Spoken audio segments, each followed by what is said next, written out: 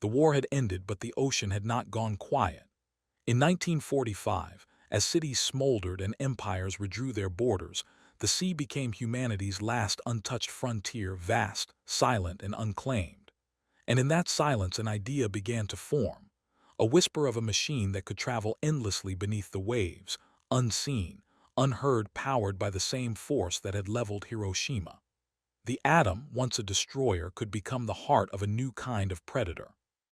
The world had barely caught its breath when another kind of war began, a colder one, fought in secrets and silence. The Soviet Union was rising from the ashes, determined to prove that communism could outbuild, outfight, and outlast the West. The United States, still basking in victory, suddenly found itself haunted by the same question that had driven it to the bomb. What if the enemy gets there first? In Washington, in smoky rooms lined with maps, admirals and scientists debated what came next. Battleships were relics. Aircraft carriers were vulnerable. Submarines were the future. But diesel submarines were prisoners of air. They could stalk but not endure. They had to surface every few hours, snorting diesel exhaust, revealing their position to every radar beam sweeping the sea. The dream was clear, a submarine that would never have to surface, one that could cross oceans, circle the globe, and strike without warning. It sounded like science fiction, but for a small group of engineers it became an obsession. Among them was a man who refused to take impossible for an answer. Hyman George Rickover, short, sharp-tongued, and relentless, a U.S. Navy officer with the mind of an engineer and the patience of a ticking bomb. He had survived the bureaucracy of the Navy during World War II by sheer willpower, but now he wanted something far bolder. He wanted to put a nuclear reactor inside a submarine. His colleagues laughed. "That's suicide," one said. "You'll cook your own crew alive." But Rickover didn't laugh. He stared back and said, "Then we'll learn how not to." Rickover's journey didn't begin in a lab. It began in a small, dull office at the Navy Bureau of Ships. The Navy brass saw nuclear energy as a curiosity, a passing fad. "It's too dangerous," they said, "too costly." But Rickover saw further. He saw the atom as endurance, not explosion. "If we can destroy a city," he told his team, "we can power a ship." To him, nuclear energy wasn't just about war, it was about survival. A submarine that could stay submerged for weeks, months, even years, could outweight any fleet, outthink any enemy, outlast any war. Still, the road ahead was paved with doubt. Even the Atomic Energy Commission, America's own nuclear watchdog, hesitated. "We don't even have reactors that fit inside buildings," one physicist told him, "and you want to put one in a steel tube underwater." But Rickover had something they didn't: obsession. He gathered engineers, physicists, and metallurgists and told them simply, "We're not here to debate, we're here to do." The dream of a nuclear submarine was no longer a fantasy, it was a race. And somewhere deep in the Soviet Union, that same race had already begun. In 1946, Soviet intelligence reports reached Moscow describing America's new atomic experiments. Stalin listened in silence. "If the Americans can build a ship that never surfaces," he said coldly, "they will rule the seas. We cannot allow it." And so, in the frozen shipyards of Severodvinsk, engineers began sketching designs under the codename Project 627. The race had two starting lines, one in Idaho, one in the Arctic Circle. Neither side could see the other, but both knew the stakes. Rickover's greatest weapon wasn't money or manpower, it was persistence. He became known as the father of nuclear power, but to his team he was closer to a tyrant. He demanded impossible precision. "There are no good men," he would bark, "only men under good control." He drove his engineers to exhaustion, demanding every bolt, every wire, every weld be perfect. "You don't get second chances with the atom," he said. "You either get it right or you bury what's left." By 1948, the idea of a nuclear submarine was finally approved in theory. But there was a catch. No one knew if it would actually work. There were no materials that could withstand years of radiation, no way to cool the reactor safely, and no instruments that could fit inside a sub's narrow hull. The challenge was simple: shrink an entire power plant into a space the size of a small room, then make sure it didn't explode underwater. Every night, Rickover filled notebooks with sketches and calculations. Every morning, he threw most of them away. Progress came in failures, bolts that melted, valves that cracked, and shields that leaked radiation. But each failure taught them something new. By 1949, a new design emerged, compact, efficient, and terrifyingly powerful. It would use uranium fuel rods and a pressurized water system to generate steam without combustion. The ocean would no longer dictate when a submarine could breathe. Meanwhile, Soviet scientists were running into their own wall. Their reactors were heavier, less efficient, and prone to overheating. Their solution was crude but bold: build a bigger submarine to fit the reactor instead of making the reactor smaller. It was engineering by brute force, but it meant they could move faster. For the Americans, that was a nightmare. Every rumor from the East added pressure. Rickover's race was no longer against time, it was against Moscow. In Washington, his reputation was spreading. Admirals despised him, politicians feared him. He insulted congressmen, humiliated contractors, and fired anyone who hesitated. "This isn't politics," he said. "This is history." He was abrasive but effective. Every setback became ammunition for his fury, every obstacle an excuse to double down. He once told a colleague, "If we fail, I'll be remembered as the man who tried. But if we succeed, you'll remember me as the man who never forgave failure." In 1949, Rickover stood before the Naval Reactor Committee and unveiled his proposal, a prototype reactor to be built not at sea but on land in the desert of Idaho. It would be the first land-based submarine, a full-scale simulation buried in sand, complete with control rooms and pressure systems. The goal was simple: prove the concept before anyone set foot on a ship. "If it works here," Rickover told them, "it will work anywhere." The committee stared in silence. The cost was astronomical, the risks unthinkable, but the Soviets were already moving. Within months, the U.S. Navy approved funding for the experiment. The land submarine would be called S-1W. By the end of 1950, construction began in a remote desert site near Idaho Falls. Hundreds of engineers and Navy technicians arrived by train, their boots crunching over snow and gravel.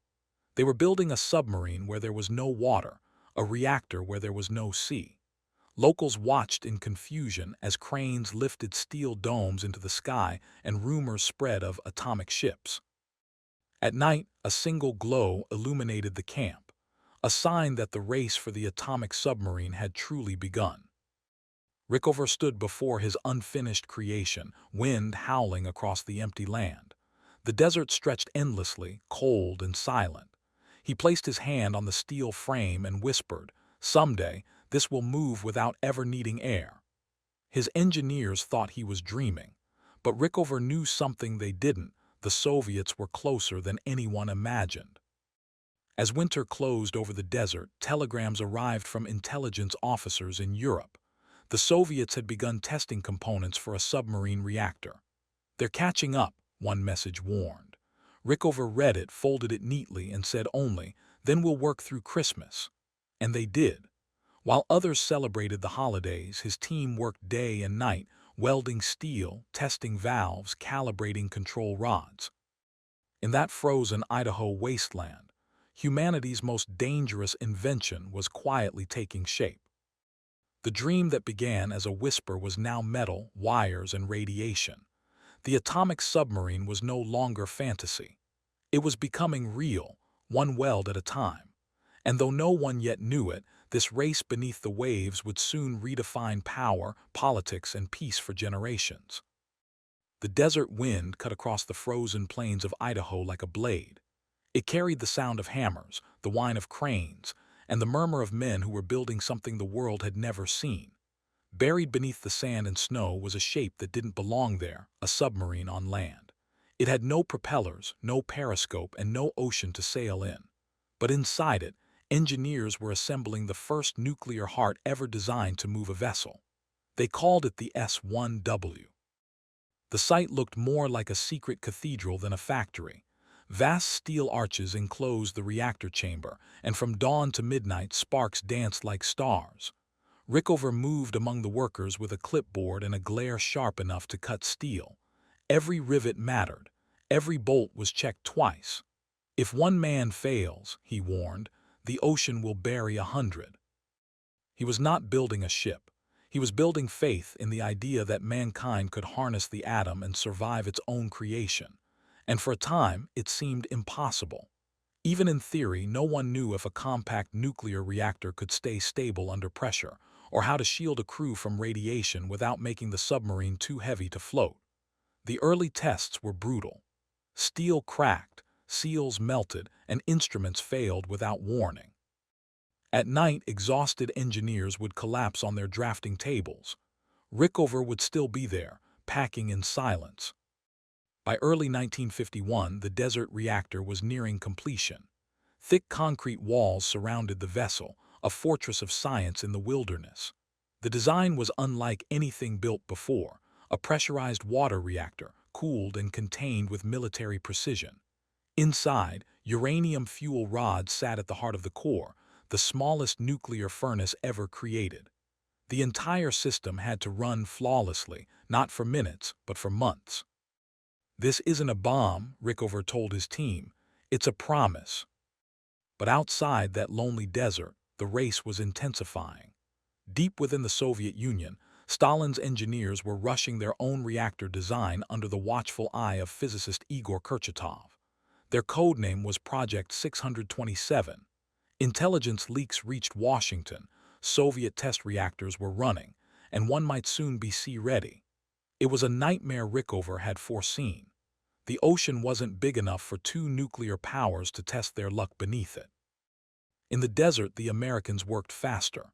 "Every day we delay," Rickover barked, "Moscow gains a mile of ocean." He was merciless. When a contractor delivered faulty pipes, he ordered the entire batch scrapped, costing the Navy weeks and millions. When an engineer hesitated during a test, Rickover fired him on the spot. "You don't get to be wrong here," he snapped. "You get to be radioactive." The first live test of the reactor came in the spring of 1953. Tension hung over the control room like a fog. Dozens of technicians stood by the switches, their faces pale behind protective glass. Rickover's voice broke the silence. "Begin the sequence." One by one, the control rods lifted and the reactor began to stir. Gauges flickered. The temperature rose. For the first time in human history, nuclear power flowed not into a city or a bomb, but into a machine meant to move. At 17 hours, the reactor reached criticality, stable, contained, alive. The lights brightened, the air trembled, and then the turbines began to turn. The S-1W reactor worked. In the middle of nowhere, a submarine without water had just set sail in theory. Cheers erupted across the control room, but Rickover didn't smile. He looked at the glowing core through the observation window and whispered, "Now we find out if we can control it."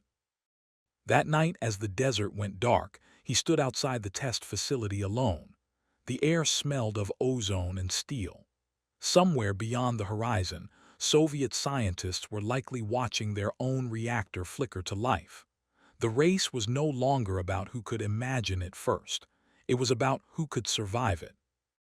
Over the next months, Rickover's team refined every system: cooling loops, shielding layers, emergency shutdowns. He made the training program as brutal as the engineering. "You're not learning to operate a machine," he told the new recruits. "You're learning to stay alive in a room full of invisible fire." His standards were legend. He once failed a trainee for blinking during a simulation. Another for using a pen instead of a pencil.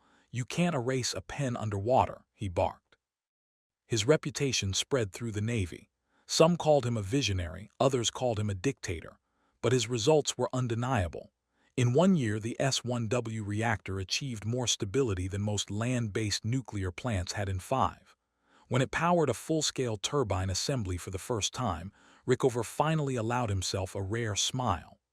"Gentlemen," he said softly, "we've built the first engine that doesn't care about oxygen." But news from the East was unsettling. Soviet intelligence leaks suggested they had laid down the keel for their first nuclear submarine. Their project, they claimed, would carry twice the crew and stay submerged for months. American newspapers began running stories. Is Russia building the atom submarine first? Congress demanded progress. Rickover's funding was on the line. Every delay became a potential defeat.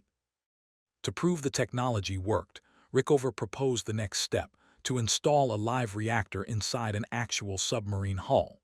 The Navy approved, naming the vessel USS Nautilus. The name was poetic, borrowed from Jules Verne's vision of a futuristic sub in 20,000 leagues under the sea. What had been fiction was now becoming metal and reality. Construction began in 1952 at the Electric Boat Shipyard in Groton, Connecticut. It was the most complex ship ever built. Engineers from the desert test site were flown in, carrying blueprints still warm from the drawing table. Welders worked through snow and darkness. The pressure hull was thicker than anything before it, designed not just for the sea, but for radiation. Rickover walked the decks daily, touching the cold steel like a priest blessing an altar. Each part of the Nautilus was a compromise between imagination and fear. The reactor core was powerful but volatile. Shielding made the vessel heavy, but cutting it risked the crew's lives. Every inch of wiring, every valve, had to meet standards no one had ever enforced before. "I'm not building a prototype," Rickover said. "I'm building a precedent." By late 1953, as the Nautilus neared completion, the first signs of victory appeared. The S-1W test reactor had run continuously for thousands of hours without failure. Radiation levels stayed stable, efficiency climbed, and the propulsion system exceeded all expectations. America had done what most scientists still considered impossible, created a portable nuclear heart that could power a ship indefinitely. In Moscow, that news hit like thunder. Soviet engineers, now under Nikita Khrushchev's scrutiny, worked under near panic. The KGB ramped up efforts to steal reactor designs. U.S. intelligence intercepted communications about mysterious deep-sea experiments in the Barents Sea. The Soviets were behind, but not by much. The world didn't know it yet, but the ocean was about to become the new frontier of nuclear rivalry. Meanwhile, in Groton, the Nautilus came alive piece by piece. The hull gleamed under floodlights, the reactor chamber sealed tight like a vault. Rickover refused to attend the Navy's press events. "They'll call it a miracle when it works," he said, "and a disaster if it doesn't." He didn't need applause, he needed precision.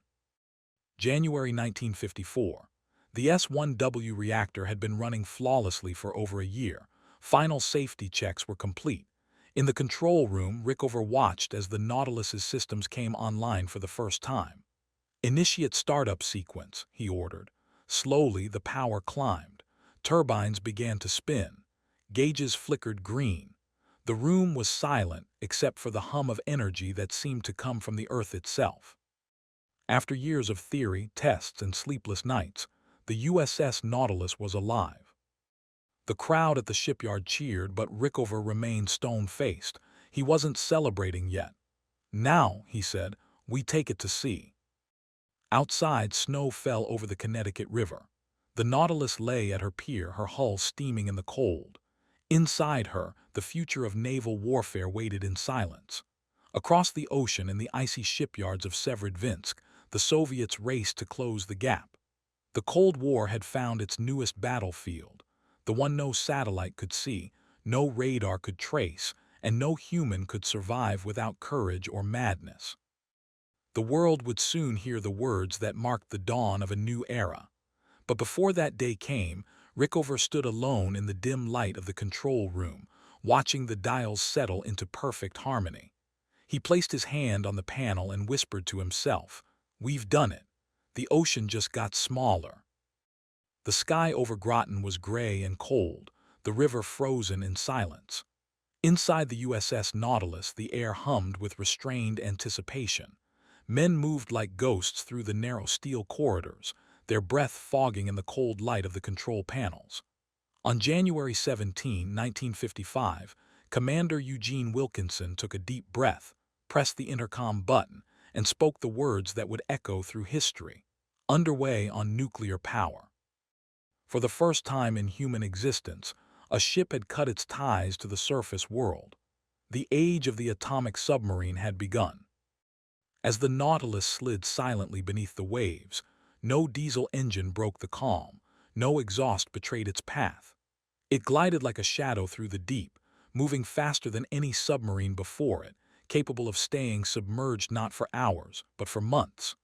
The men aboard didn't yet realize that they were part of something that would forever change how nations thought about war, peace, and power. Above them, the Navy brass and politicians smiled for the cameras. Below them, an entire new era of warfare was being born in the dark. The Nautilus's performance shattered every expectation. Where traditional submarines struggled to cross oceans, the Nautilus could circle them. In its first trials, it traveled more than 1,300 miles without surfacing, a record unmatched by any vessel in history. Engineers on shore monitored telemetry data in disbelief. The numbers didn't lie. Nuclear power wasn't just a success, it was a revolution. Rickover, watching from a cramped control room filled with cigarette smoke and noise, said quietly, "We are no longer chasing the horizon. We're beneath it." The Soviets, however, were not celebrating. News of the Nautilus spread across the intelligence networks like wildfire. In Moscow, Nikita Khrushchev demanded immediate progress on Project 627. "They have stolen the sea from us," he barked. "I want it back." Soviet engineers worked in freezing warehouses and underground test sites, often by candlelight, struggling to catch up. They lacked the materials, the precision instruments, and sometimes even the uranium, but they had something America did not: desperation. For them, the race was survival. Meanwhile, the Nautilus was pushing deeper and faster. During its first sea trials in the Atlantic, it submerged beneath a violent storm that would have forced any diesel sub to surface. The crew listened as thunder rolled above them, while below, the reactor's steady hum was their only heartbeat. It was like living inside a force of nature, one crewman later wrote. You could feel the power, but it was quiet, too quiet. Rickover's name became legend, and with it came controversy. The press hailed him as the father of the nuclear navy, but many inside the Navy still despised his methods. He was ruthless, unforgiving, and often cruel.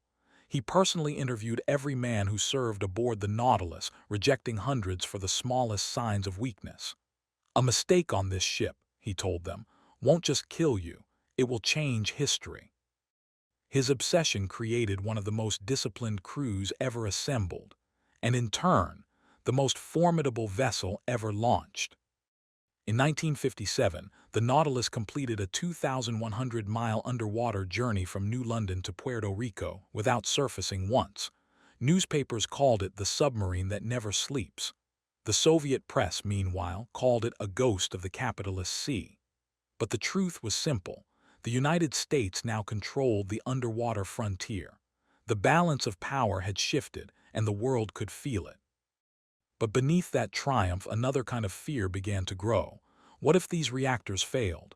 What if an accident beneath the ocean unleashed radiation that could poison entire coasts? Rickover had thought of that too. Every valve, every seal, every gauge was tripled for redundancy. "Fear," he once said, "is what keeps you alive in this business." He wasn't wrong. In Moscow, the Soviets finally launched their answer, the Leninsky Komsomol. It wasn't as quiet or efficient as the Nautilus, but it was nuclear. The race had entered its next phase. The two superpowers now had machines that could lurk beneath the sea for months, unseen, carrying weapons of unimaginable power. The oceans had become chessboards, and every move could decide the fate of millions. The Nautilus's next mission would make history. In August 1958, she was ordered to attempt something no human had ever done: cross beneath the North Pole. It was more than a stunt. It was a statement. If America's nuclear submarines could move under the ice cap, no Soviet fleet would ever be safe again. The mission was codenamed Operation Sunshine. The crew prepared in silence. Supplies were loaded, the reactor was inspected, and every man aboard signed a classified order that they might not return. The Arctic Ocean was uncharted, the ice unpredictable, and sonar unreliable. One navigation officer wrote in his diary, We were sailing into nothing, a world without light, without sound, without up or down. On August 3, 1958, at precisely 11:15 p.m., the USS Nautilus reached the geographic North Pole, the first ship in history to travel beneath it. The men aboard erupted in quiet cheers. Above them, the ice stretched endlessly. Below them, the nuclear heart of the Nautilus pulsed steadily, a symbol of both progress and peril. Commander Anderson sent a short radio message to Washington, "Nautilus 90 North." 2 words that shook the world. The Soviets were furious. Their own reactor-powered sub, K-3, was still in testing. The propaganda machine spun into overdrive, claiming the Americans had risked apocalypse for a photograph. But privately, Soviet admirals knew what it meant. The U.S. Navy could now strike from anywhere on Earth, and no one would ever see it coming. Rickover, sitting in his office in Washington, read the transmission in silence. He didn't celebrate. He didn't smile.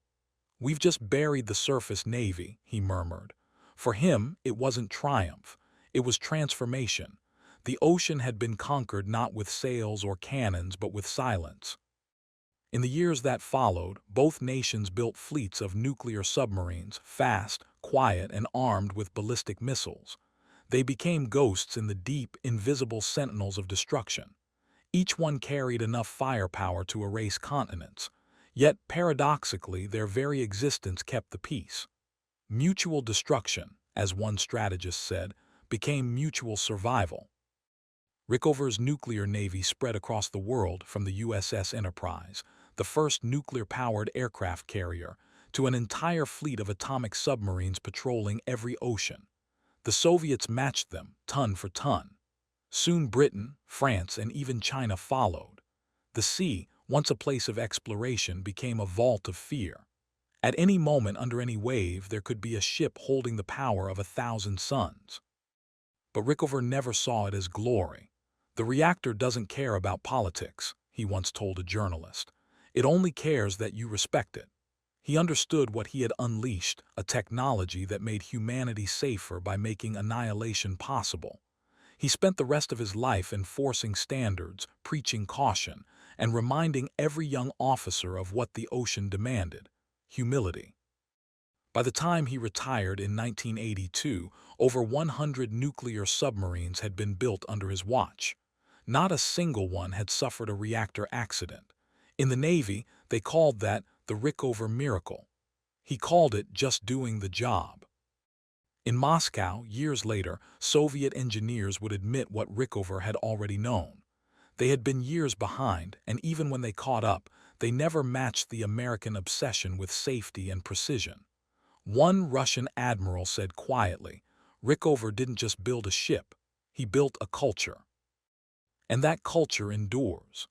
Today, every nuclear submarine, American, Russian, British, French, traces its lineage back to that Idaho desert, to that first hum of power in 1953, to that moment when one man decided that the ocean should never again control human endurance. The sea is still silent. The submarines still move through it unseen, their reactors humming softly in the dark.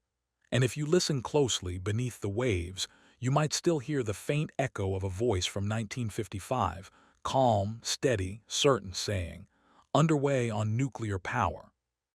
Thank you for watching. Subscribe Storygram for more.